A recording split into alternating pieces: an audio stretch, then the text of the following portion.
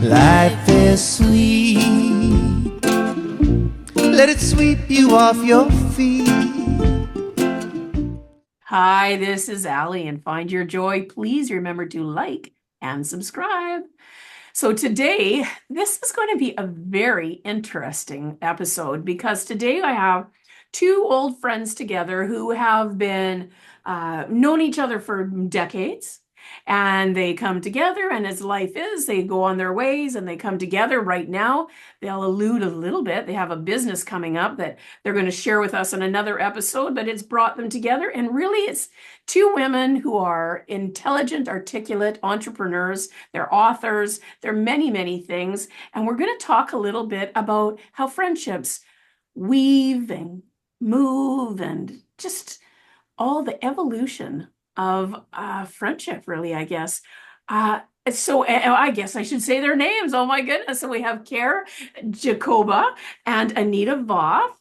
And welcome. Thank Thanks, you. Sally. Thanks for having us. Yeah, we're happy to be here. Well, I'm so happy that you're here, and I'm excited because this is so much. I was just saying that this is so much like what I've been wanting to do lately, and then here you are, like a beautiful little gift, all wrapped up and lovely. So where do we want to start? Do you want to start from now and work back, or start back and work front, or just jumble it all up together? Let's just fly. Gosh, I don't know. I think we should start maybe from the beginning a little bit and maybe touch on a few points of sort of how we've connected over time. What do you think, Anita? Yeah, that sounds great. Go for it, Kare. Well, I mean, we met in our like super churchy days, right? In our Back, 20s. what was that? In our 20s. In our 20s. So that was like just over 30 years ago. And I know this only because my oldest just turned 30, about a month ago, not even 3 weeks ago.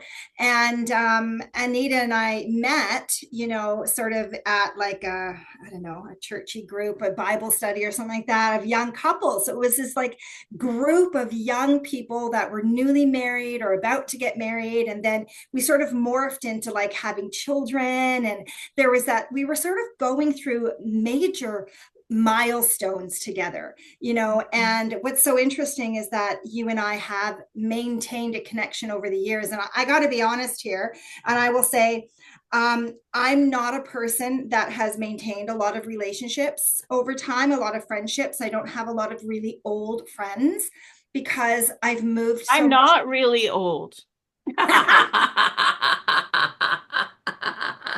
Okay. Long term. Segue. That's awesome. Great segue. Well, why don't you take it over and tell us a little bit about kind of your perceptions of those early days and kind of, who we were to each other and whatnot. I'm curious. Yeah, well, you're curious. I am. I want to know what you think. Well, just what Kare was saying, but we were in Toronto. So we're talking Yes. like across the country from where we both live now. And so, yeah, we got to know each other. And I don't think even at the time we were like besties or anything. We were part of a group that, and we did as couples see, and we were both in different marriages at that time too. We did see each other a few times as couples, but yeah, it was a friendship that we didn't know where it was going to go. And it wasn't like we're neighbors and spent all this time together. Like we saw each other once a week or something. And then I think you moved away first, right? No. Oh, I did.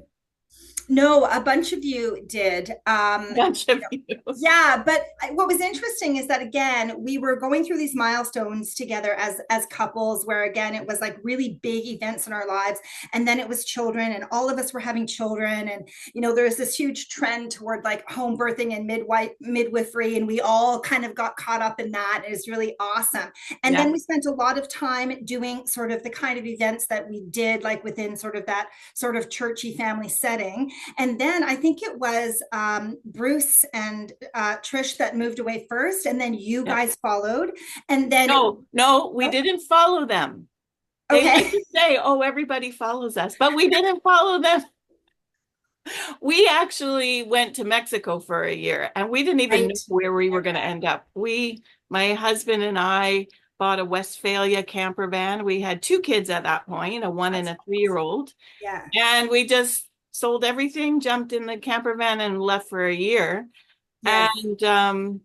And we didn't know where we were going to end up. And we just happened through, I won't get into that story right now, but we happened to end up in the lower mainland of BC. Right. Right. And that was a few years before you guys end up coming through looking Yes. for where you were going to be next. That's right. That's right. And I remember when, you guys moved out there and then the other couple before that. And I remember thinking, I wonder why they're going like out west. Like, why are they leaving this area? Like, there's so much opportunity here and friends and family. And I never thought I would end up sort of on the West Coast as well. But anyways, long story short, my ex-husband and I did end up there. But we all were, well, we ended up in a very different area because we were on Gabriel Island and you were in the lower mainland. So honestly, there was about 5 years there where we really didn't have very much contact. And I really didn't see you at all. And then my marriage fell apart. Yes. And then mine did. Yes. And that was a very instrumental time for bringing us back into each other's spheres, because I remember during that time in which I was navigating my singledom again, which was wonderful and awful in the same time.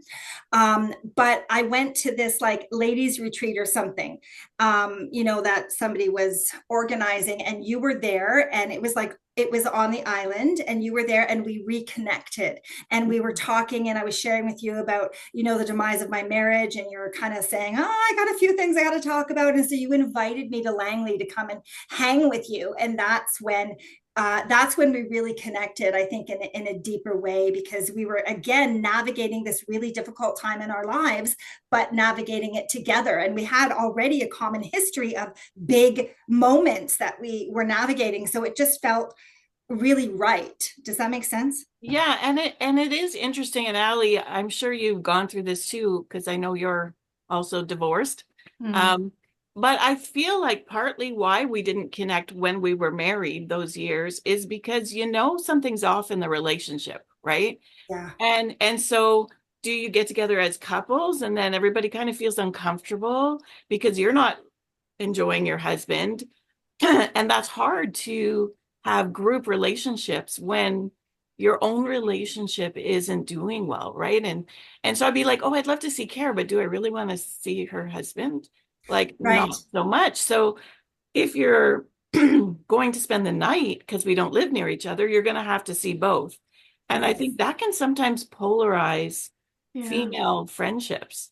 Yeah, that's a good point. 100%. Yeah. Yeah, I would agree with that 100%, because now you're bringing me back to some of those early days, and this is a whole other podcast, but I will say that there were times where I purposely kept myself away from the group because I felt like I either wasn't measuring up or, within that relationship setting, within that marriage, and therefore I couldn't be a good friend, or maybe my husband at the time had his own ideas about my friends and about who they were and how that affected our relationship, at least in his idea. And that changes kind of what we do as women and how we give of ourselves. And when you and I reconnected, Anita, on Vancouver Island, those years later, now my oldest would have been about 13 at that point. We were in a place where we weren't encumbered anymore. Like and we were being 100% honest with each other in a way that, especially as, good churchy girls, we weren't maybe being 100% honest with each other in the early days. Oh, Kare, you were being honest. You told me some things and you know what I'm talking about. No, actually I don't remind me. Well, I think too, having spent a lot of time in church, there's a whole other level or layer, I'll say a layer that can add, right? If yes, going to church and depending what our faith is, if we have a whole mindset about that marriage needs to be a certain thing and I need to be a certain kind of woman, whether that's real or imagined, it's real. There can be a whole way we walk that out, because if I'm in a situation where this is not working for me, but I'm so busy thinking what's wrong with me because I should just make this work. And if I got married in the first place because I just we wanted to have sex and we couldn't do that before marriage. Like that's a whole other, right? That's a whole thing. Like, can we just, talk about that, right? Like Yeah. how many of us back in the day, and this might be something I don't know. Well, I don't know what's going on anymore, right? But because I don't go to church anymore. But I'm going to imagine that people of any faith that have any belief around that, that is one of the layers, right? One of the layers is even though we had really good pre-marital counseling sessions and stuff, man, when you're looking at each other and you just kind of would really like to have sex or whatever that is, sometimes it's easy to not think of all the other what ifs. And so I think what I see in relationships is, how did we get into it first? And then now I'm in it and I'm not a Proverbs whatever wife, 36 or whatever. Proverbs 31. You were bringing up so many topics. Right. And there's all of these things. That can be a whole other thing, because it's not even, I'm not being honest with you. I'm still trying to figure this crap out for myself. That's right. I'm still like, all I can think about is I'm not enough. I'm not Right. okay. And that sometimes can be part of it. Anyways, my thoughts. I agree with you, Ali. And I would say for me, that predated knowing Kare, because I was married already. Mhm. And Kare had just met her partner at that time. But I would also say, like, at least we were in the Vineyard Church, which Yep. is a very open, kind of a fun. I was too. I was Okay. Vineyard and then Harvest. Yeah. So for that part, I think there's a positive, because that brought community. And Yes. and I didn't live near my family and friends because I didn't grow up in Toronto. And so it was like my new tribe. Yes.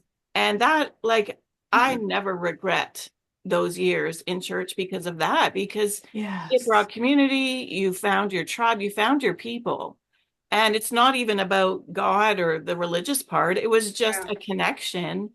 And I would say, I mean, we didn't spend hours talking about God. It was meeting like-minded people and then building a relationship out of that. And I love that about those early days, because I would never have met Kare if we Vineyard is didn't have that. very good at relationship.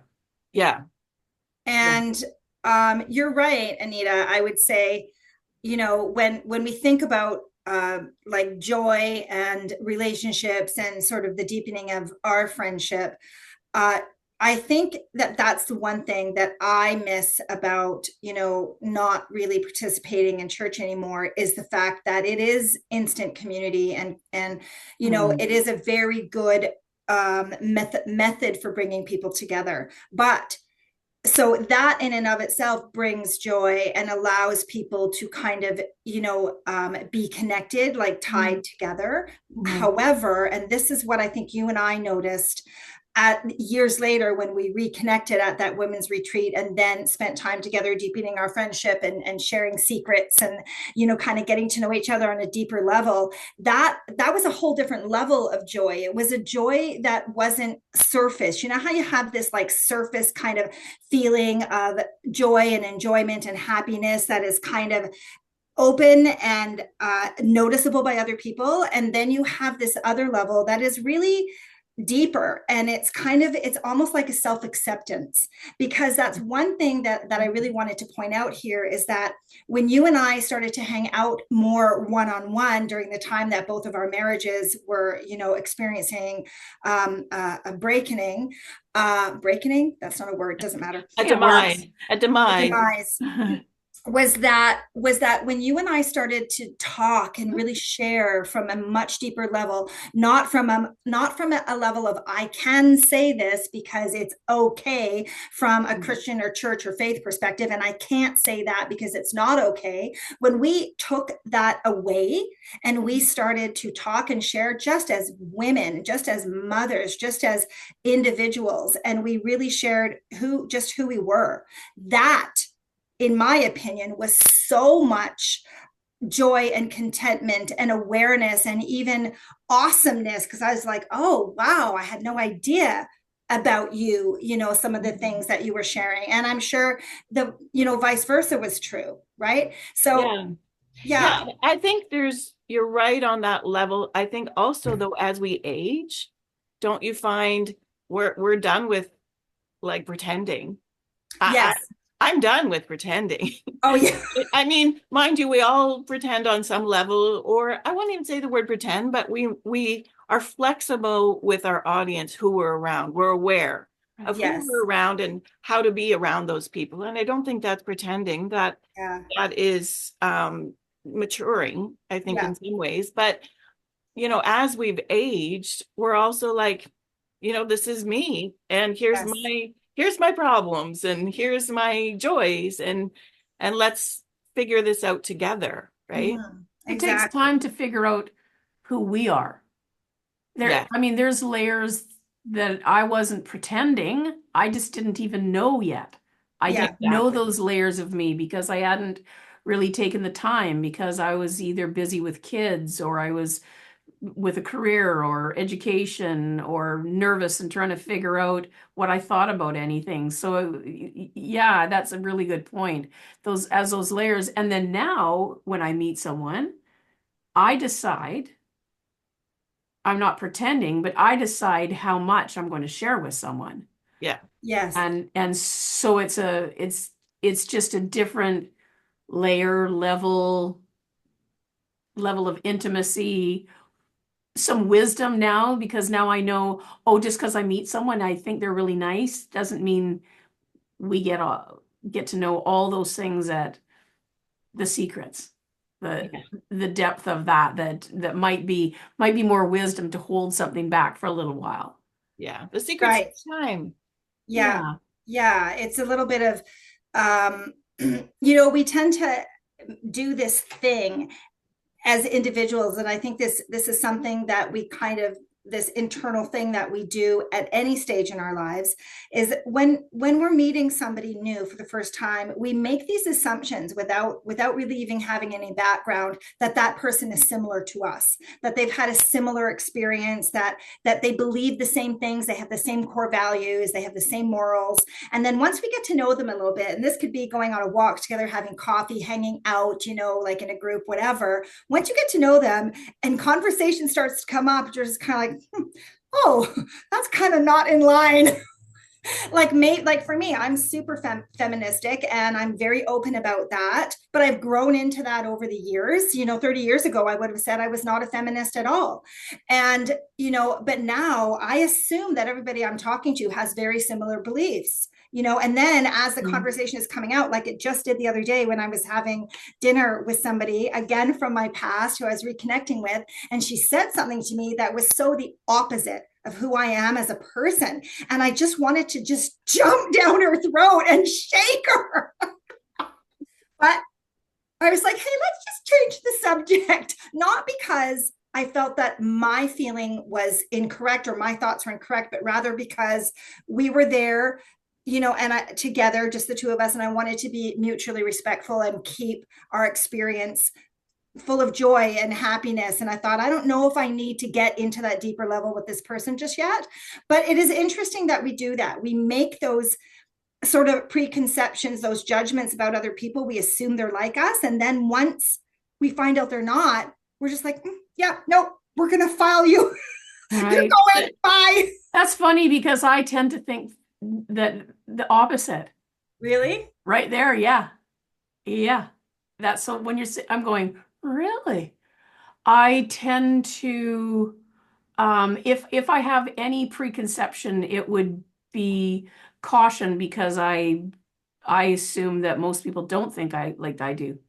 Yeah. And then I'm surprised the same but opposite, if that makes sense.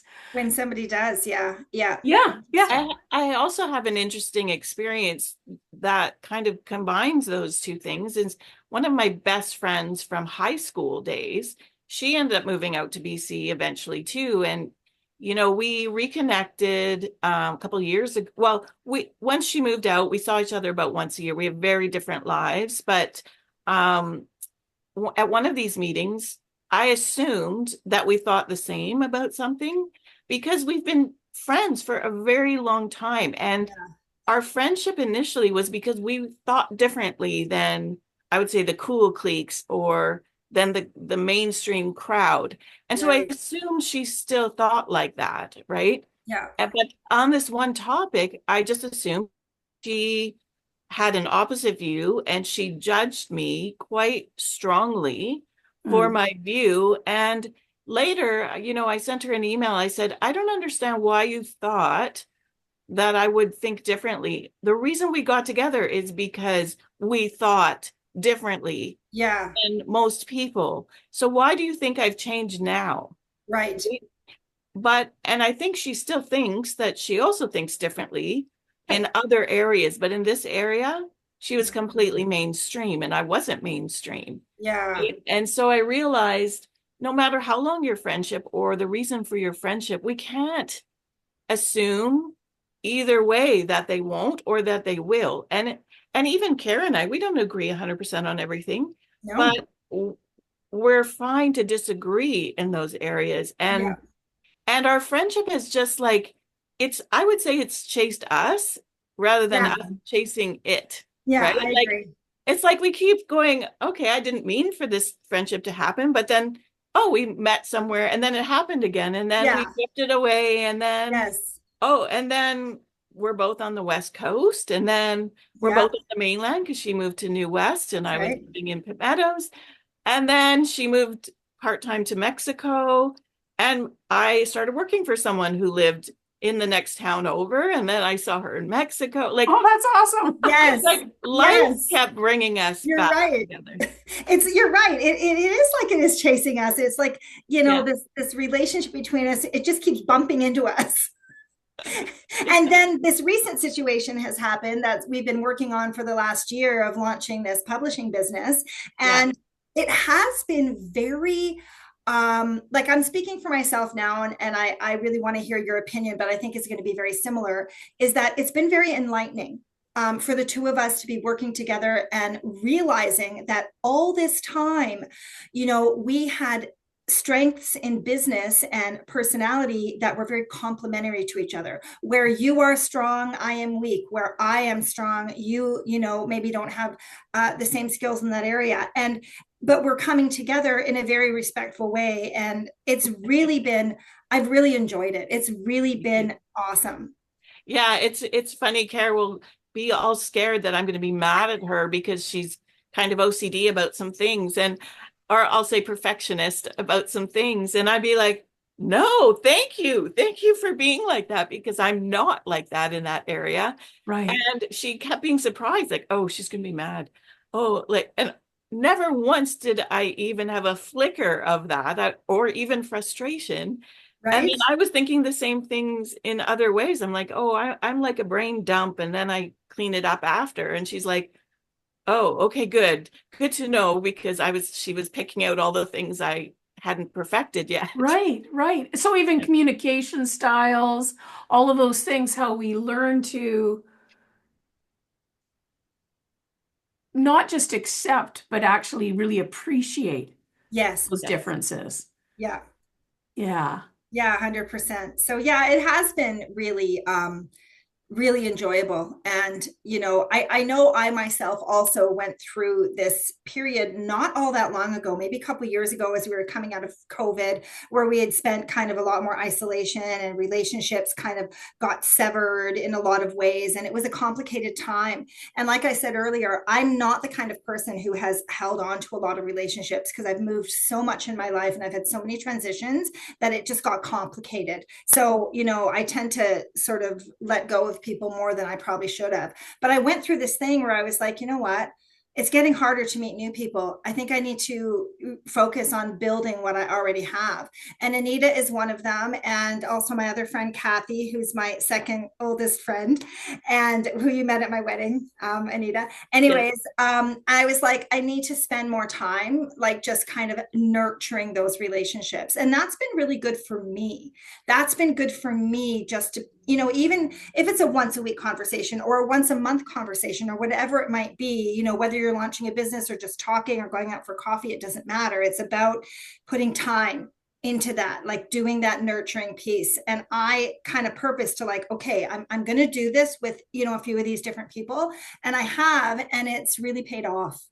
Well, Hmm. every week we meet about business, but our first sometimes half an hour I know. of the 1 hour meeting is catching up on our week.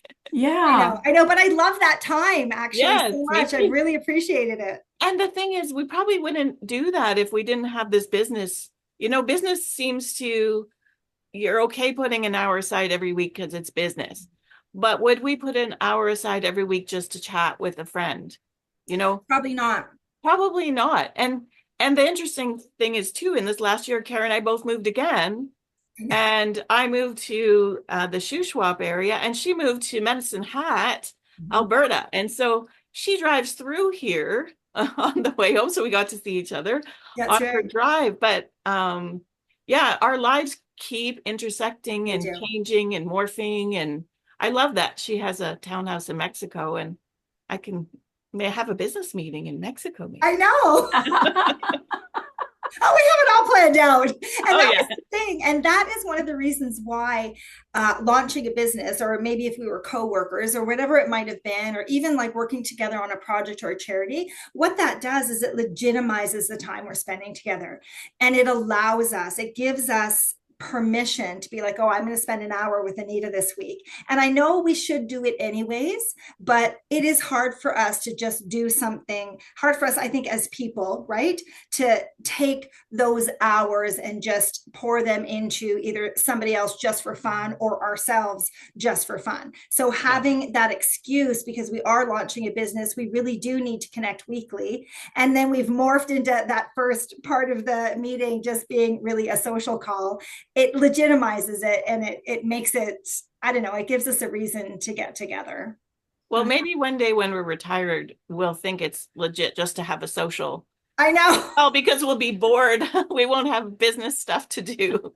But right now, we're both kind of in that in between. We're not working full time and we're not retired. Yeah. So, and we're both entrepreneurs. Like, I don't know that I'll ever stop Yeah. thinking about possibilities. Right, Yes. Allie? The next I know you've venture. got a million Yeah, irons that's in what the I said. fire. I'm 65 and I'm just starting. Like that's what I feel Right. like. It's just it there's just no reason to you stop because you stop.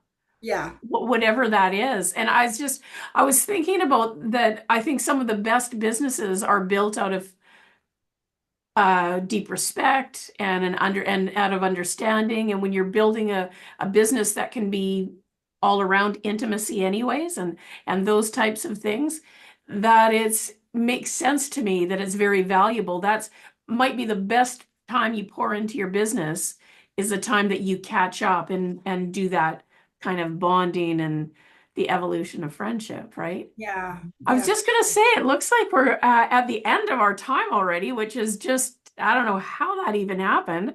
I am going to hope that you'll both come back and we can continue the conversation. Fair. I wanted to thank you both so much, Kare and Anita, for coming out and just sharing just this first. We're just scratching the surface, so tune in. I think there might be a part two to this. So thank you both.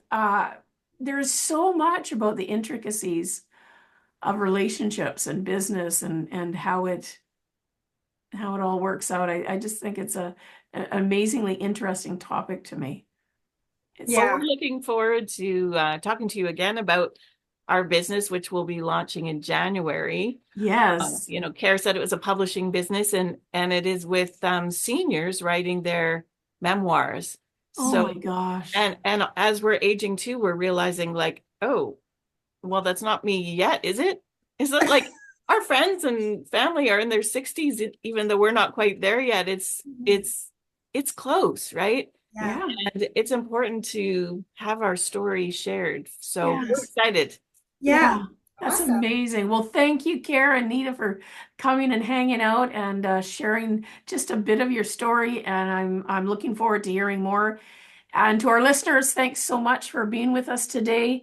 I hope that you've got something out of it. I sure know that I did, and I look forward to chatting with them more. So this is Allie, and do remember to find your joy. Bye.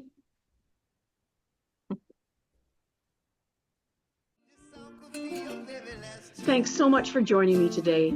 If you found a piece of your joy in this episode, I would love to hear about what came up for you so that we can continue to grow the impact of this show. Thanks again. See you soon. And remember, find your joy.